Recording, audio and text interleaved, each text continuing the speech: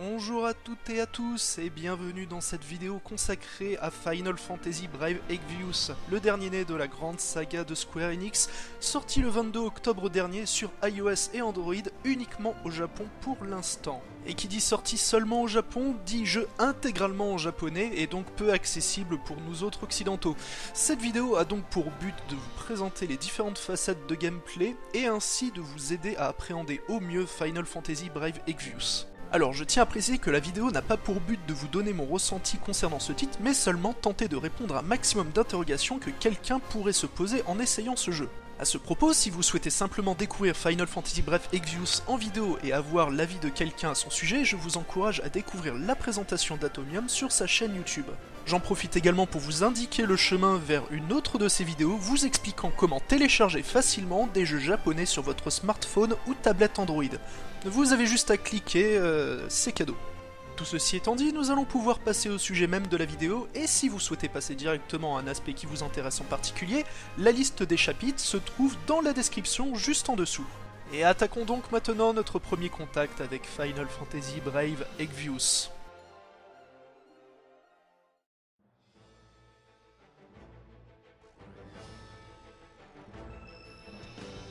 Après avoir rentré votre nom de compte et une brève séquence cinématique, vous vous retrouverez directement dans un combat aux commandes d'un duo d'aventuriers répondant au nom de Rain et Laswell, les personnages principaux que vous suivrez tout au long du jeu. Si le premier affrontement est assez dirigiste et vous demandera de suivre les indications données par le tutoriel, il permet tout de même de se familiariser avec un système de combat assez simple mais proposant tout de même quelques subtilités. Final Fantasy Brave Exvius propose des combats en tour par tour. Vous choisissez les ordres de votre groupe, puis vous les faites agir. Une fois les actions de l'ensemble de votre groupe effectuées, le jeu passera automatiquement au tour de ou des adversaires et ainsi de suite jusqu'à la conclusion de l'affrontement. La partie basse de l'écran de jeu sert à gérer vos actions et contient les informations liées à l'état de vos troupes. Vous pouvez avoir jusqu'à 6 personnages dans votre équipe, chacun ayant sa propre barre de vie, de magie et de limites. Cette dernière se remplissant au fur et à mesure des coups donnés et reçus et permettant de déclencher une action spécifique à chaque personnage. Au-dessus des données de votre groupe, vous avez également la barre de vie de l'ennemi actuellement ciblée et juste à côté la jauge d'invocation qui ne sera disponible qu'après avoir vaincu votre première invocation. Pour faire agir un de vos personnages, il suffit d'appuyer sur sa case. Par défaut, l'action sera une attaque physique, mais il est bien entendu possible de choisir d'autres options. En glissant vers la droite sur la case d'un personnage, vous aurez accès à la liste des magies et capacités spéciales que ce personnage a à sa disposition. C'est également par ce menu que vous pourrez choisir de lancer votre limite ou invocation si les barres correspondantes sont remplies. En glissant vers la gauche, on accède au menu d'objets qu'il faudra cependant équiper au préalable avant un combat. Un coup vers le bas vous permettra de vous mettre en position de défense et enfin glisser vers le haut servira à ordonner une attaque physique. Il est également possible de choisir l'ensemble de ces options en appuyant puis maintenant votre doigt sur la case d'un personnage. Cela ouvre alors une roue avec toutes les options d'un coup, mais j'aurais tendance à vous déconseiller cette méthode. Le jeu peut parfois croire à une simple pression et faire agir immédiatement votre personnage.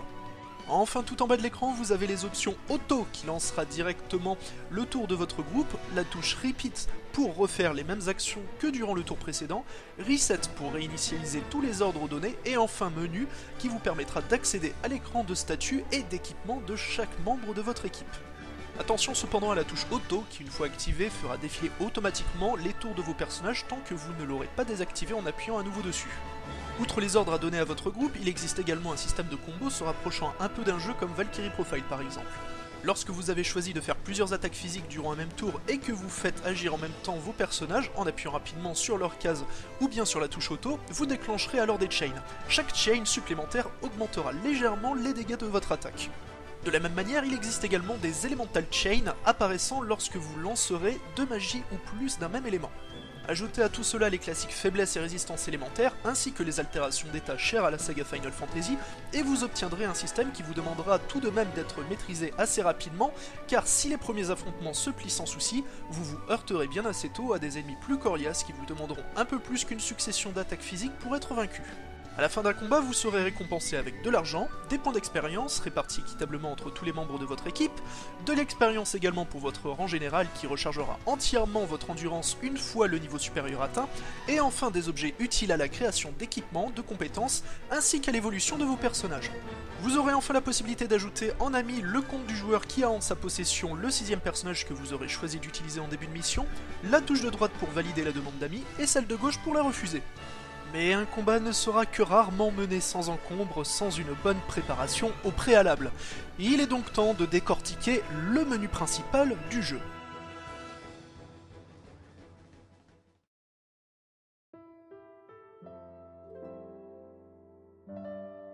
A la suite de quelques combats, vous vous retrouverez sur la carte du monde de Final Fantasy Brave Exvius, vous permettant d'accéder aux différents donjons et villages se débloquant au fur et à mesure de votre avancée dans le jeu. Mais avant de nous intéresser à tous ces lieux, attardons-nous dans un premier temps sur l'interface et les différents menus plutôt fournis. En premier lieu, en haut de l'écran, on retrouve quelques informations essentielles, à savoir le nombre de guilds, la monnaie du jeu, votre jauge d'endurance qui se recharge d'un point toutes les 5 minutes, votre rang général qui vous octroiera un point d'endurance supplémentaire et 100 lapis à chaque montée de niveau, le nombre de lapis en possession, juste à côté d'ailleurs, qui est une monnaie que l'on peut obtenir avec de l'argent réel, mais également par quelques autres moyens, et enfin, juste en dessous, la jauge d'expérience nécessaire pour augmenter le niveau de votre rang général. Juste en dessous de ces quelques informations se trouve une option représentée par 2 épées croisées et vous permettant d'accéder au hub du jeu, point central servant à customiser l'ensemble de votre équipe et d'obtenir différentes récompenses. Tout d'abord les options sautant le plus rapidement aux yeux, à savoir un menu navigable en glissant le doigt vers la gauche ou vers la droite. Au début du jeu, vous n'aurez accès qu'à l'image de carte, vous ramenant justement sur la carte du monde pour continuer votre aventure. Se débloqueront rapidement ensuite un vortex vous amenant dans une sorte de dimension parallèle qui consiste en fait à réussir différents types de combats offrant des récompenses bien précises.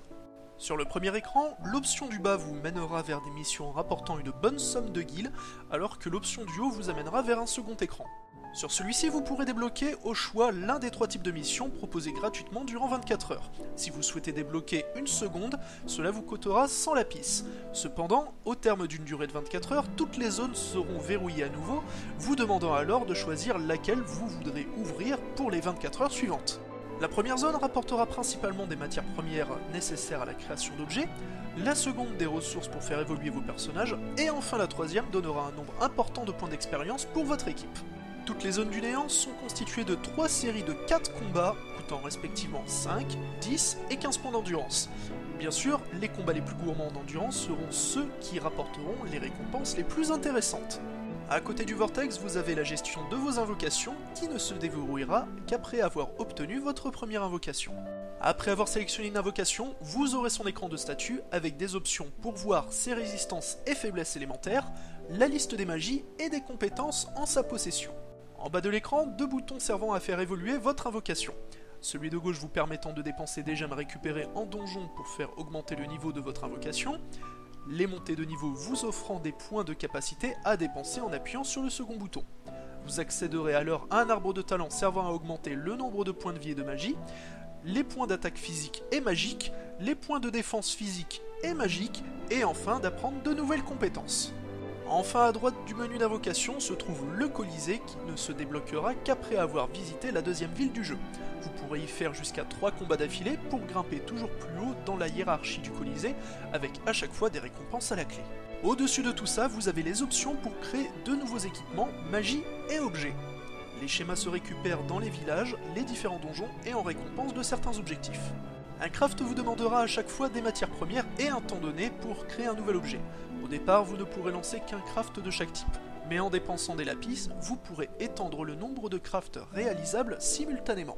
On retrouve ensuite tout en bas de l'écran différentes options avec de gauche à droite le retour vers la page principale du hub, la gestion de l'équipe sur laquelle on reviendra un peu plus loin, ensuite la gestion des objets avec la possibilité de s'équiper de 10 types d'objets différents durant un donjon, et en dessous la liste des objets, matières premières, équipements et magie que l'on possède. C'est sur ces pages-là que l'on pourra d'ailleurs revendre notre surplus d'objets en appuyant sur le bouton rouge en haut de l'écran. Vient ensuite l'option liée à l'achat et à l'utilisation des lapis. La première touche vous amènera à l'achat de lapis contre de l'argent réel, le second vous permettra de remonter votre jauge d'endurance à son maximum contre 100 lapis, le troisième bouton vous proposera d'augmenter les divers emplacements de votre inventaire de 5 places pour 100 lapis à chaque fois. Enfin, le dernier bouton permettra d'acheter des clés ouvrant des coffres noirs que l'on croisera un peu partout durant l'aventure. L'option suivante servira à obtenir de nouveaux personnages jouables par le biais d'une loterie. Le premier type de tirage pouvant donner des personnages d'une rareté allant de 3 à 5 étoiles et vous demandera 500 lapis ou bien un coupon de tirage gratuit, ce dernier ne pouvant être récupéré qu'en cadeau de la part des développeurs. Le second type de tirage nécessite 200 points d'amis pour obtenir un personnage d'une rareté de 1 à 3 étoiles. Ce type de points s'obtient à chaque fois que l'on participe à des combats permettant de choisir un 6ème personnage à intégrer à son équipe. Et enfin la dernière option en bas de l'écran vous fera accéder à la gestion de votre liste d'amis avec la possibilité de voir votre liste d'amis, les requêtes d'amis que vous avez envoyées, une option pour rechercher directement une personne par le biais de son identifiant, le vôtre est d'ailleurs affiché sur cet écran, et enfin une dernière touche vous permettant de choisir le type de récompense qu'obtiendra un ami utilisant votre personnage dans sa propre partie. Mais ce n'est pas tout, il reste encore quelques options dans ce hub déjà bien fourni, avec quelques menus en haut de l'écran. L'icône de panneau vous amenant sur la page des dernières informations et mises à jour concernant Final Fantasy Brave Exvius. Votre messagerie dans laquelle vous recevrez régulièrement des lapis ou des coupons de tirage gratuits de la part des développeurs, et enfin un icône de livre à ne pas négliger. Dans ce dernier menu, vous aurez la possibilité de gérer votre fiche de présentation, visible par les autres joueurs, une encyclopédie répertoriant l'ensemble des objets, personnages et ennemis que vous avez découverts, et surtout, une dernière option vous menant à une liste de trophées à réussir pour obtenir des récompenses. Mais il est encore un peu trop tôt pour souffler. Revenons à présent sur l'intégralité du menu d'équipement cité un peu plus tôt.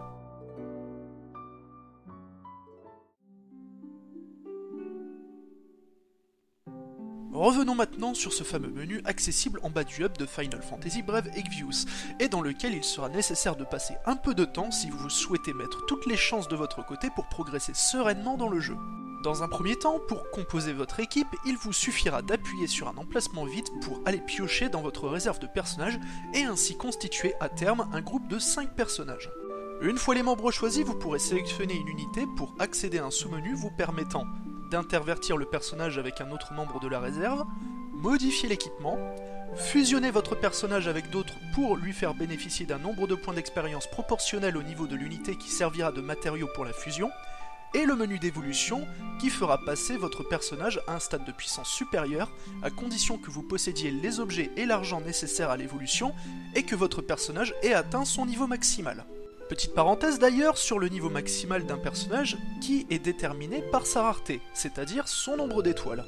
Un personnage à 1 étoile pourra atteindre au mieux le niveau 15, un personnage 2 étoiles le niveau 30, 3 étoiles niveau 40, 4 étoiles niveau 60 et enfin 5 étoiles le niveau 80. Pour revenir et finir sur le menu précédent, il y a également un autre bouton en dessous des 4 autres permettant de définir le leader de votre groupe. C'est ce personnage-là qui deviendra alors jouable pour vos amis. En bas de la page, vous disposez également de 4 autres boutons qui permettront à nouveau d'accéder à l'équipement, la fusion et l'évolution de vos personnages, mais également de vendre contre des guilds des unités dont vous souhaiteriez vous débarrasser. Une fois l'équipe formée, il faudra donc s'occuper de l'équipement de chaque personnage. Après avoir sélectionné un membre, vous arriverez sur la page suivante vous donnant toutes les informations relatives à son état. Dans l'ordre, nous avons sa rareté représentée donc par un nombre d'étoiles, son niveau actuel avec le nombre de points d'expérience nécessaires pour atteindre le niveau suivant, ses statistiques avec un nombre de points de vie, de magie, l'attaque physique, la défense physique, l'intelligence qui représente sa puissance magique, et enfin l'esprit qui correspond à la défense magique. Vous avez ensuite ces possibilités d'équipement avec tout d'abord les types et le niveau des magies qu'il pourra porter répartis entre la magie blanche, noire, verte et bleue avec des niveaux allant de 1 jusqu'à 8. Puis en dessous les icônes des types d'armes et armures que votre personnage pourra porter. Sur la partie inférieure de l'écran, vous pourrez voir le tableau des résistances et faiblesses élémentaires, ainsi que celle des altérations d'état, le niveau de la limite de votre personnage, et enfin le pourcentage d'affinité de votre personnage qui augmentera à mesure que vous l'utiliserez. Il est également possible d'augmenter ce pourcentage directement de 5% en fusionnant votre personnage avec un doublon. Arrivé à 100% d'affinité, cela vous débloquera une compétence supplémentaire. Malheureusement, à ce jour, je n'ai moi-même pas réussi à monter à 100% l'un de mes personnages, l'affinité s'obtenant au compte-gouttes. Je ne sais donc pas si la capacité ainsi débloquée est réservée aux personnages sélectionnés, ou si on peut la transférer librement à un autre membre de l'équipe. Vous avez également 3 boutons pour changer de tableau, avec le second vous amenant sur la liste des magies du personnage, et sur la 3e page ses compétences physiques et spéciales. Puis, avec le bouton situé tout à gauche, vous accéderez à l'équipement à proprement parler de votre personnage. Sur la première page, vous pourrez lui assigner une arme, un bouclier, un casque, une armure et 2 accessoires dans la limite de ses propres possibilités d'équipement. Sur la 2e page, il sera possible d'équiper les magies que vous aurez craftées ou obtenues en récompense au préalable. Et pour terminer, si l'on revient dans le menu précédent, vous aurez la possibilité d'équiper des invocations une fois celles-ci obtenues. Une invocation liée à un personnage lui augmentera ses statistiques et lui permettra d'utiliser de nouvelles magies si vous les avez bien entendu débloquées par le biais de l'arbre d'évolution de votre invocation. C'est également ce personnage qui sera le seul capable d'utiliser durant les combats l'invocation qui lui aura été associée. Voilà, vous avez à présent constitué une équipe apte à affronter tous les dangers, il est donc temps d'aller explorer les différents donjons de Final Fantasy Brave Exvius.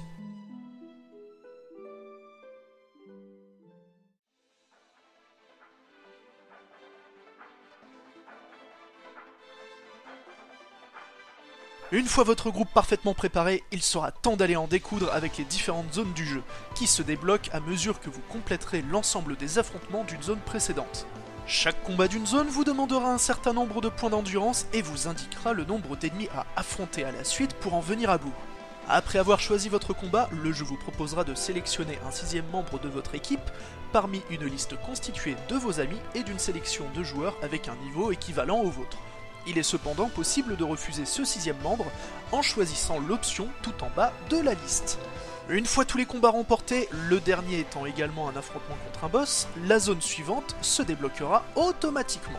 Il est cependant possible qu'après avoir entièrement complété une zone, une nouvelle option apparaisse sur cette dernière. Il s'agit d'un véritable donjon, coûtant lui aussi un certain nombre de points d'endurance pour être parcouru. Une fois dans le donjon, vous serez libre de l'explorer aussi longtemps que vous le souhaitez. Il y a toujours de nombreux passages secrets menant à des coffres et des sources de matériaux que vous pourrez ramasser en passant simplement sur les zones jaunes situées à différents endroits du donjon. Dans ce type de lieu, les combats se déclenchent de manière aléatoire et vous rapporteront des points d'expérience et des ressources.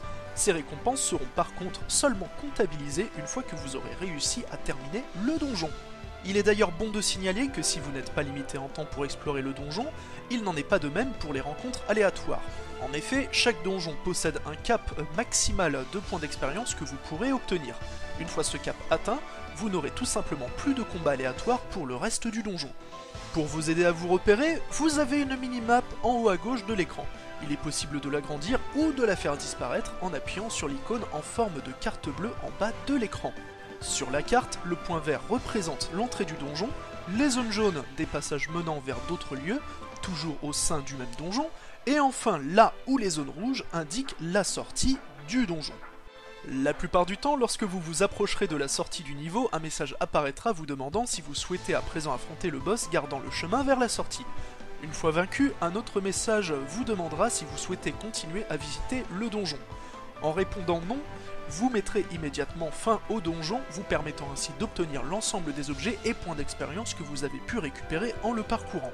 Enfin, l'icône de livre tout en bas à droite vous montrera l'état de vos personnages et vous donnera la possibilité d'utiliser vos magies ou objets de soins hors combat. Il y a également un bouton ouvrant le journal de quête et en haut un icône vous permettant de fuir le donjon si ça sent un peu le roussi. Cependant, parcourir des donjons mal fréquentés ne constitue pas les uniques environnements de Final Fantasy Brave Exvius. Il est donc temps de prendre un peu de repos en visitant les villages du jeu.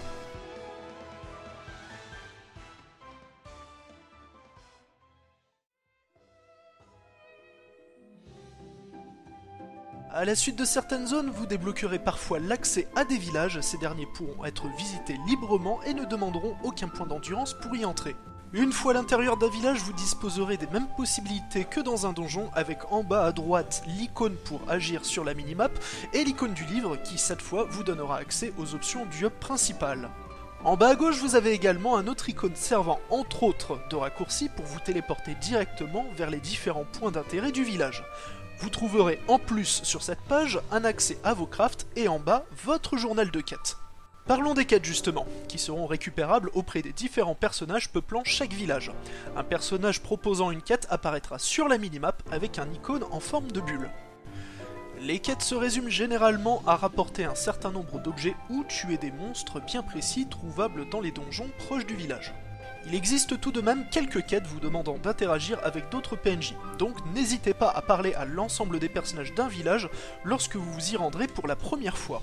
D'autres quêtes pourront demander de retrouver un objet caché dans le décor, soit dans un village, soit en donjon. Il sera alors représenté par un petit cercle brillant. Une fois l'objectif atteint, la quête aura un icône rouge dans le journal de quête. Cependant, et là c'est clairement un problème d'ergonomie du jeu, le personnage à qui parler pour valider la quête n'apparaîtra plus sur la minimap d'un village une fois la quête engagée. Vous avez donc tout intérêt de vous rappeler l'emplacement de chaque PNJ de quête, ou bien vous préparer à refaire en long et en large un village pour valider chaque quête. À côté de tout ça, dans chaque village vous aurez accès à différents magasins d'armes, d'armures, d'objets et de magie. Dans chacun de ces magasins, parler au vendeur ouvrira une fenêtre avec deux options, celle de gauche pour acheter et celle de droite pour vendre le contenu de votre inventaire. Vous pourrez acheter directement des équipements ou bien acheter des schémas qui viendront s'ajouter à votre liste de craft. Dès le premier village, vous aurez également accès à un cristal vous amenant dans une autre zone entièrement habitée par des mogs. C'est ici que vous pourrez débloquer la dimension parallèle pour les missions quotidiennes que j'ai mentionnées lorsque j'abordais toutes les options présentes dans le hub central du jeu. C'est également ici que vous pourrez affronter ce qui est, à l'heure actuelle, le boss le plus coriace de Final Fantasy Brave Exvius, un grand dragon blanc gardien de la Murasame, l'arme la plus puissante du jeu pour le moment. Et pour finir, j'aimerais vous parler de la seconde ville atteignable assez rapidement. C'est dans cette dernière que vous pourrez débloquer le Colisée, mais cette ville dispose également d'un magasin un peu particulier. Ce dernier ne sera accessible qu'après avoir fait une quête au sein de la ville vous demandant dans un premier temps de parler à un enfant situé au sud-ouest, puis de retrouver un objet caché dans la ville. Une fois cette quête accomplie, vous aurez accès au contenu de ce magasin spécial se trouvant juste en dessous de la plupart des magasins de la ville. À l'intérieur de celui-ci, un homme vous demandera de lui rapporter des clés cachées un peu partout dans le jeu, aussi bien dans les donjons que dans les villages. Une fois l'une des 25 clés en votre possession, vous pourrez obtenir gratuitement une récompense allant d'une pièce d'équipement inédite à un schéma de magie. Et après avoir fait le tour de l'ensemble du gameplay du titre, il va maintenant falloir prendre des décisions difficiles, à savoir comment dépenser efficacement ces lapis, cette monnaie si durement gagnée dans Final Fantasy Brave Exvius.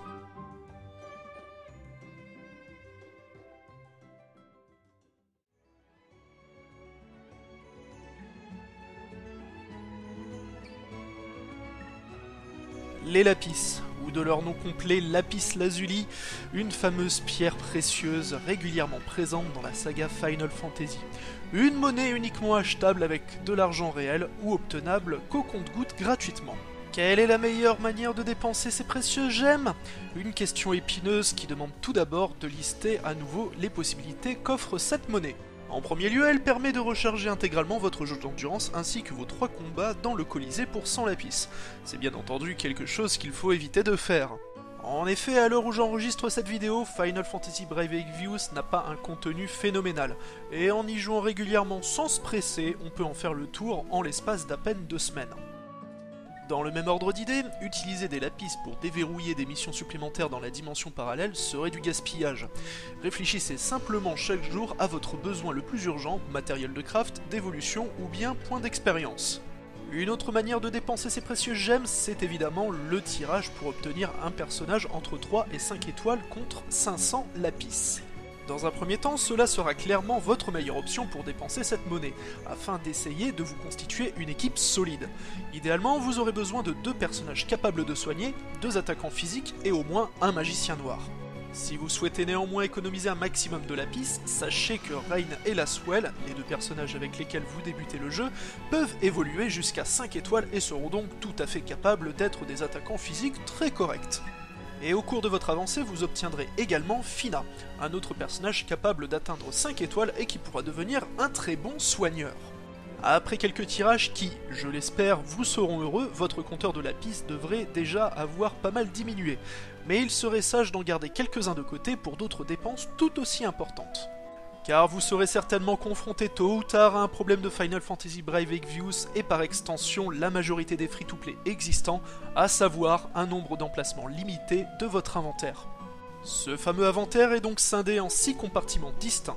Vos personnages, votre liste d'amis, les magies que vous avez craftées, les objets consommables en donjon, les pièces d'équipement et enfin les matières premières nécessaires au craft. Si les 4 premiers espaces d'inventaire cités ne devraient pas poser de problème, il n'en est pas de même pour les pièces d'équipement et les matières premières présents en nombre assez conséquent, en particulier ces dernières. Vous commencez avec 50 places d'inventaire pour chaque compartiment, à l'exception de la liste d'amis qui n'en comporte que 30. Il vous coûtera alors 100 lapis pour augmenter de 5 emplacements l'un des compartiments de votre inventaire. Dans un premier temps, je vous conseillerais d'investir 500 lapis dans les emplacements de matières premières pour avoir de quoi contenir la quasi-intégralité des ressources récupérables du jeu.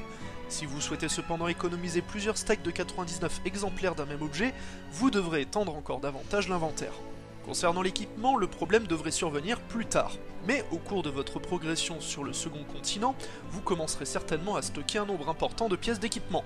Bien entendu, pensez à revendre régulièrement l'équipement devenu obsolète, mais même en optimisant votre inventaire, vous devriez malgré tout ressentir le besoin de l'étendre. Gardez donc au moins 200 ou 300 lapis en cas de besoin. Il reste enfin une dernière possibilité pour dépenser ces précieuses gemmes, les clés permettant d'ouvrir les coffres noirs disséminés un peu partout dans les environnements de Final Fantasy Brave Exvius.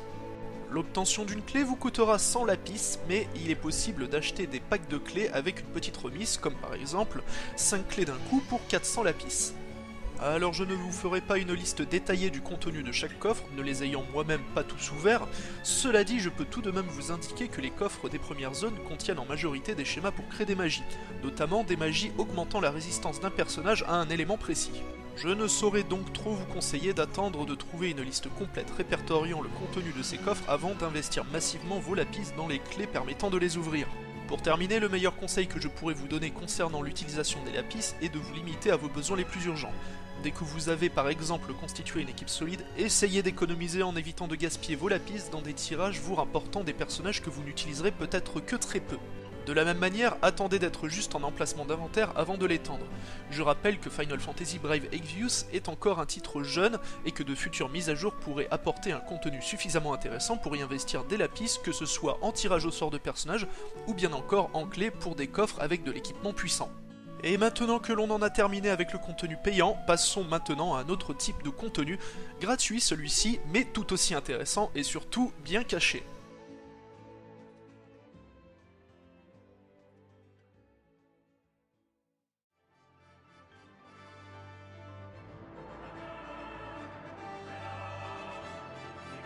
Si la majorité du contenu de Final Fantasy Brave Exvius se débloque automatiquement en progressant de manière linéaire dans le jeu, il existe cependant quelques secrets amenant à de nouveaux environnements qu'il est important de ne surtout pas louper. En premier lieu, les affrontements contre les différentes invocations du jeu. Si l'accès à la première, Sirène, se fait de manière automatique en progressant, il n'en est pas de même pour les suivantes. Pour débloquer Ifrit, il vous faudra au préalable avoir débloqué la ville portuaire de la première île, qui est d'ailleurs votre destination finale avant de passer au second continent. Une fois dans la ville, parlez à tous les PNJ que vous croiserez. Certains devraient faire mention d'une île volcanique située non loin de celle où vous vous trouvez. Si vous êtes en possession de cette information, vous pourrez alors parler à l'un des marins sur le port tout à l'ouest de la ville.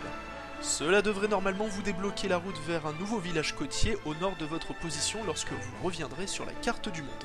À l'intérieur de ce village, il vous faudra parler à un jeune garçon se trouvant proche de la sortie nord du village, juste en dessous du magasin d'objets. Il devrait alors vous indiquer la route de la caverne du légendaire Ifrit. À nouveau revenu sur la carte du monde, l'accès jusqu'à Ifrit devrait être débloqué. Comme pour la tour de Sirène, vous aurez quelques combats à mener avant d'arriver à l'affrontement contre votre seconde invocation.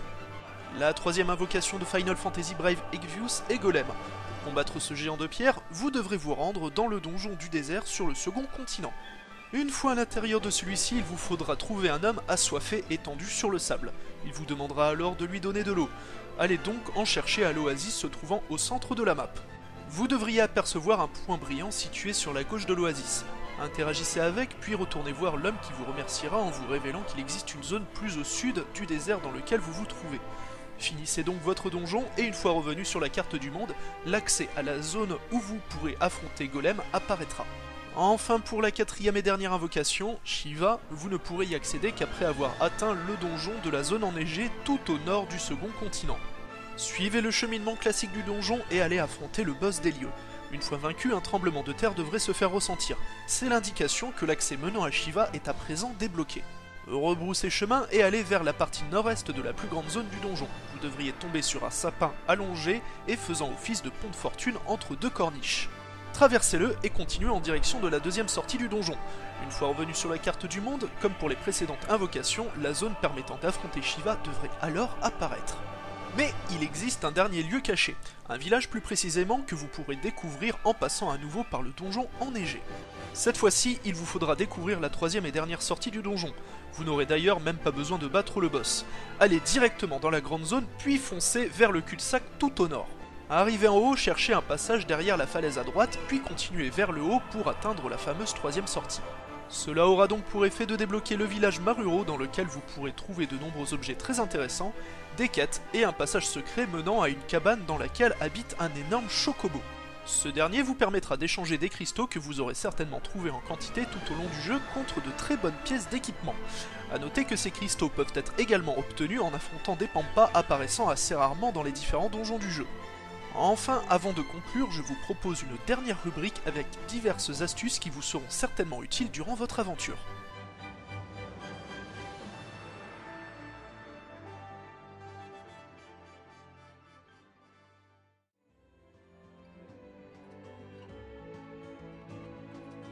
Parmi les conseils que j'aimerais vous apporter, je commencerai par l'importance de certaines compétences et donc les personnages qui les ont en leur possession. Tout d'abord, les altérations d'état. Pour l'instant, dans Final Fantasy Brave Exvius, assez peu d'ennemis sont résistants aux différents types d'altérations. Parmi les plus importantes, on peut noter la paralysie et le poison. La paralysie bloquera les actions d'un adversaire durant 2 ou 3 tours, ce qui permettra d'énormément temporiser des affrontements un peu difficiles. Il existe très peu de personnages capables de lancer une attaque provoquant la paralysie. J'en connais cependant 2. Frionel, le personnage principal de Final Fantasy II, et Cyan, l'un des personnages de Final Fantasy VI. Si vous arrivez à obtenir l'un de ces 2 personnages, je ne saurais trop vous conseiller de les intégrer à votre équipe. De la même manière, avoir un personnage capable de provoquer un empoisonnement sera très appréciable. Une cible empoisonnée verra en effet sa vie diminuer de 10% à chaque tour, ce qui peut être un apport non négligeable sur des boss ayant un nombre conséquent de points de vie. Plusieurs personnages sont capables d'empoisonner, comme Edgar de Final Fantasy VI ou Fran de Final Fantasy XII. Vous pourrez cependant trouver le schéma du sort bio dans le donjon situé juste à côté de la ville portuaire de la première île du jeu. Le coffre contenant le schéma se trouvant au nord de la zone, mais il vous demandera une clé coûtant 100 lapis pour être ouvert.